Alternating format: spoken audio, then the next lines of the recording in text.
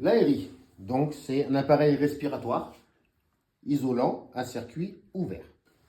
Il est composé de la bouteille, du harnais dossard, ainsi que divers éléments branchés sur le dossard. La bouteille, on va retrouver 4 types. Métallique, en composite, recouvert d'un revêtement plastique, recouvert d'un revêtement métallique. La capacité en eau de cette bouteille est de 6 litres. À l'intérieur, il y a de l'air comprimé. On va retrouver un code couleur, le noir pour l'azote, le blanc pour l'oxygène. Pour rappel, la composition de l'air, c'est 78% d'azote, 21% d'oxygène et 1% de gaz rare. On va retrouver diverses inscriptions sur la bouteille qui vont retracer l'historique de la bouteille. On va parler maintenant du robinet. Sur ce robinet, il y a un limiteur de débit matérialisé par les lettres LD qui permet de limiter le débit en cas de casse et d'ouverture accidentelle du robinet.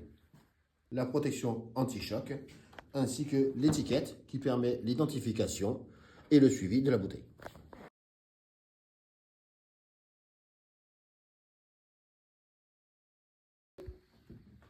On va retrouver le harnais ou le dossard qui permet de porter et de maintenir la bouteille de façon ergonomique par le biais d'une rotule qui se situe sous la face du harnais. On va retrouver le détendeur haute pression, moyenne pression, muni de divers flexibles qui alimentent les divers éléments de sécurité. Pour les flexibles haute pression, il est branché le manomètre de pression ainsi que le sifflet de fin de charge.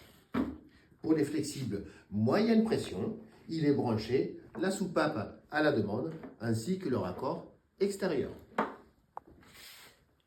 Le détendeur haute pression, moyenne pression abaisse la pression de la bouteille de 300 bars à une moyenne pression de 7 bars. Au niveau de la soupape à la demande, elle abaisse la pression à 1,5 à 3 millibars. Nous allons avoir la poignée d'évacuation. La cagoule d'évacuation qui vient se brancher sur la prise accessoire.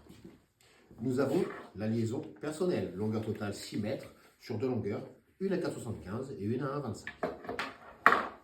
Nous retrouvons, pour terminer, la balise sonore et de sécurité qui permet de détecter une immobilité, une montée en température et on a la possibilité aussi de déclencher l'alarme manuellement en appuyant sur ce bouton.